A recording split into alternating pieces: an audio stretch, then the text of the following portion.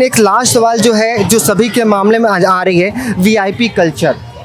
बात उठ रही है, आपने सभी देखा होगा न्यूज़ में कि एक लाल बाग के राजा भी 3 दिन पहले एक महिला के साथ अभद्र व्यवहार किया गया, कुछ लोगों को, भक्तों को मारा गया। तो आपको क्या लगता है, वीवीआईपी कल्चर भगवान के दर्शन में भी होना चाहिए या नहीं?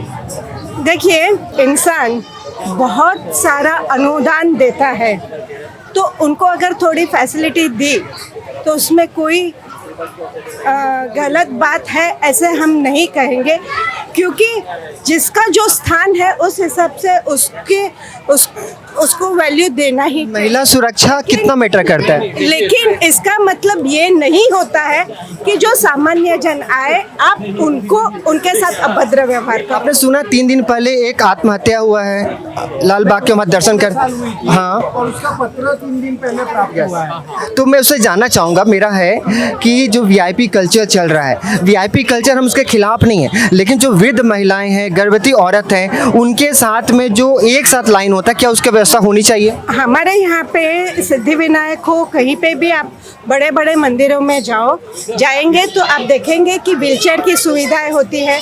गर्भवती महिलाओं के लिए, वृद्धों के लिए और अपंगों के लिए कोई एक स्पेशल लाइन रहती है जिसमें 4-5 जन ही रहती है।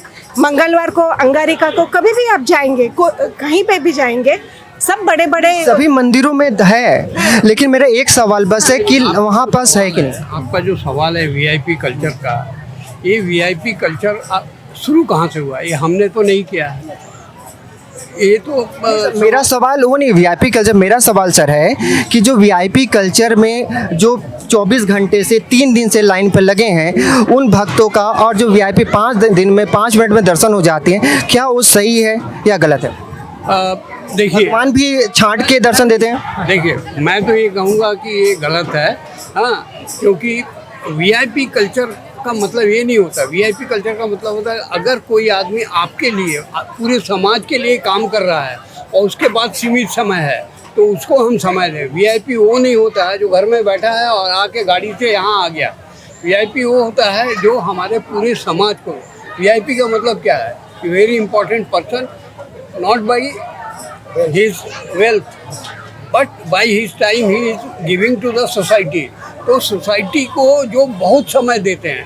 अब जैसे मान लीजिए हमारे यहाँ कोई, मान लीजिए एक एग्जांपल के लिए कि यहाँ के एमपी या एमएलए आ गए तो उनको यहाँ पे 50 जगह जाना है, अगर मैं उनको लाइन में लगा दूँ तो सिर्फ यहीं पे आएंगे, बाकी लोग उनसे नाराज़ हो जाएंगे।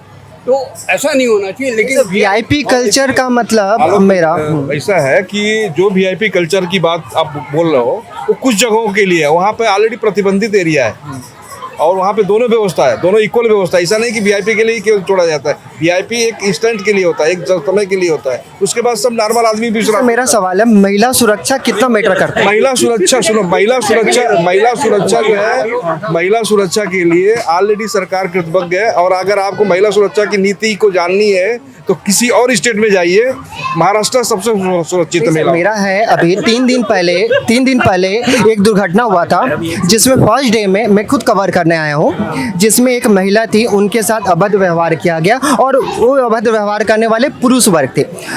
पुरुष वर्ग की जो लाइन है उसमें महिला बाउंसर को रखा जा रहा है जो उनके साथ छीना झपटी कर रहे हैं। सर, आपको क्या लगता है कि महिला की सेफ्टी को ध्यान नहीं रखना चाहिए वहाँ? महिलाओं की सेफ्टी हर जगह हमारे लिए प्रायोरिटी है और सब लोगों के लिए प्रायोरिटी, पूरे समाज के लिए प्रायोरिटी है। और लोग जहाँ भी होता है देखते हैं। हाँ, इसी अगर घटनाएं होती हैं तो वो उसके जवाबदारी है। आप उनसे वो सवाल अगर करेंगे तो शायद वो अच्छा तरह से जवाब दे पाएंगे। तो सर यस, ऐसी राय है कि जब भी ये दर्शन के लिए जाते हैं, जहाँ पे भी बहुत बड़े बड़े लाइनें रहती है, वहाँ पे महिलाओं की लाइन अलग और पुरुषों की लाइन अलग होनी चाहिए, क्योंकि धक्के मुक्की में ये वो सब प्रॉब्लम्स आ सकते हैं। कई महिलाएं जो अकेली आना चाहती है वो इन सब वजह से नहीं आती है, इसलिए ये हो तो वो सबसे उचित रहेगा।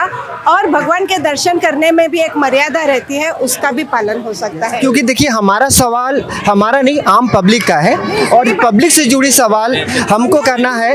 क्योंकि पब्लिक क्या है, पब्लिक को अगर प्रॉब्लम होता है तो उसके क्वेश्चन कर सकते हैं। तो सर सबसे पहले जानना चाहूँगा मैं कि जो भंडारा में सर 10 दिन का प्रोग्राम है, इसके अलावा और क्या होने वाला है यहाँ पर? बच्चों का कार्यक्रम होता है, जैसे मान लीजिए उनके लिए कंपटीशन होता है, फिर आपको सत्यनारायण स्वामी का कथा होता है, फिर आपका रोज भंडारा का सबसे बड़ी खूबी है कि यहाँ पे कोई किसी से मांगने नहीं जाता है, अपने आप लोग दानवीर लोग लाते हैं और लाके दे देते हैं। तो सर मैं आपसे जो इस तरह कार्यक्रम है, तो एक विज़न है गरीब परिवार, जैसे आपने बताया कि स्कूल पढ़ने की सुरक्षा दी जाती है, तो इसके अलावा भी और कुछ कार्यक्रम हैं आपके होते हैं इसमें? अभी जो भी यहाँ पे है वो कुछ न कुछ समय पर, जैसे बताया अध्यक्ष महोदय ने बताया कि कोरोना के समय हम लोगों ने जो गणेश उत्सव का पैसा बचा हुआ था, उसको हम लोगों ने आदिवासी पाड़ा में जाके और जगहों पे जो नीडी पर्सन थे उनको हेल्प किया गया। सबसे पहले मैं आज आपसे एक भजन के चंद लाइन सुनना चाहूँगा कि जो आपने भजन गाया है भगवान के लिए।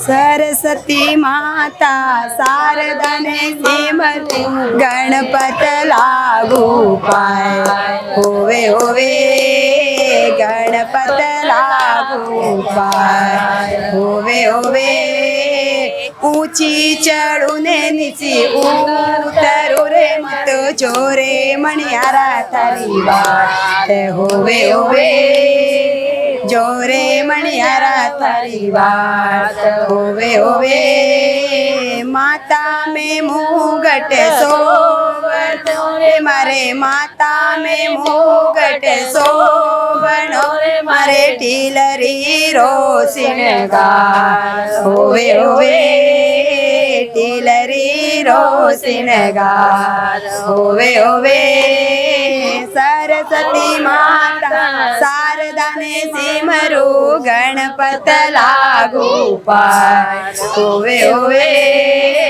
गणपत लागू पाए, होवे होवे। धन्यवाद दोस्तों, जैसा कि आपने देखा आज हमने पंडाल से जुड़ी सारी खबर पूछी जो आम जनता जानना चाहती है। उन जनता से जुड़ी हर खबर को हमने दिखाया, और जो आपका सवाल है अपनी चैनल के माध्यम से हम आप तक लेते आते रहेंगे। और जैसा कि आपने एक मधुर संगीत आपने सुना भगवान गणेश जी की आरती आराधना करते हुए, इसी तरह की न्यूज़ द पब्लिक न्यूज़ 24 आपको लेते आते रहेगी।